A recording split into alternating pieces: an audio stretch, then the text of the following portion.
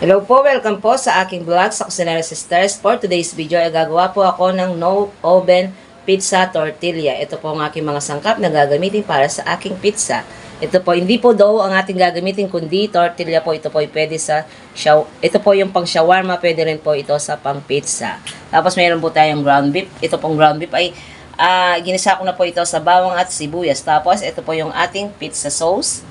Meron po tayong slices ham, pineapple tidbits, bell pepper, at meron po tayong Eden cheese. Yan po. So, ito po yung ating tortilla. Yan. Papainitin ko po ito sa fan. Tapos, lagyan po natin ito ng grated cheese.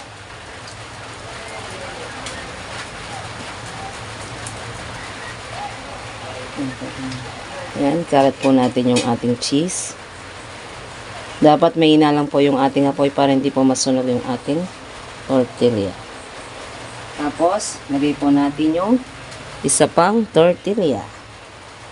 Yan. Yan, ito na po yung sa kabila. Tapos, baliktad po natin ito. Yan, ganyan.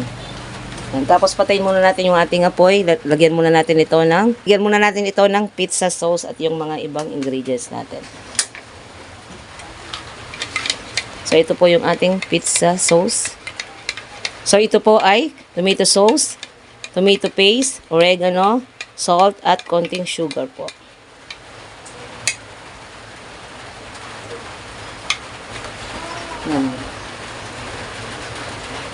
Assistant. Meron po akong assistant dito. Tapos, lagyan po natin yung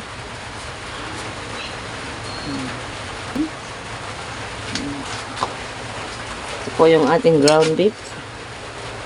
Dapat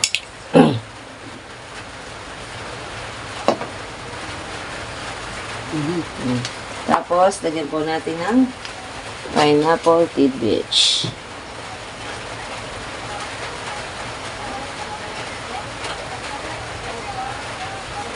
Pwede rin po kayong gumawa ng pizza dough.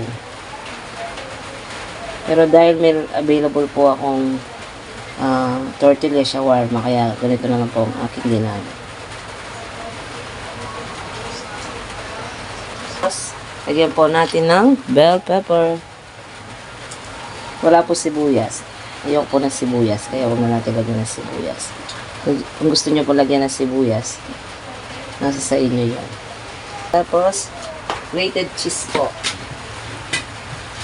Tapos, lagyan ulit natin ng grated cheese.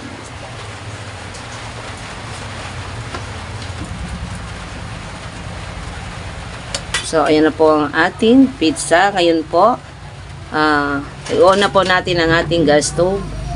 Yan, dapat mahina lang po para hindi po masunog sa ilalim. Yan, kompleto na po yung kanyang sangka. Tapos, tatakpan po natin ito at maghintay tayo ng ilang segundo lang po hanggang sa maluto po yung ingredients ng ating pizza. So, ito na po. Tignan na po natin yung ating pizza. So, yan po yung ating pizza. Luto na po siya.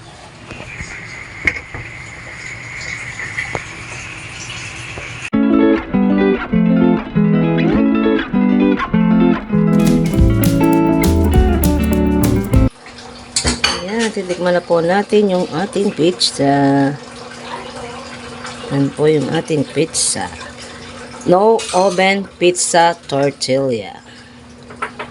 Yan po natin.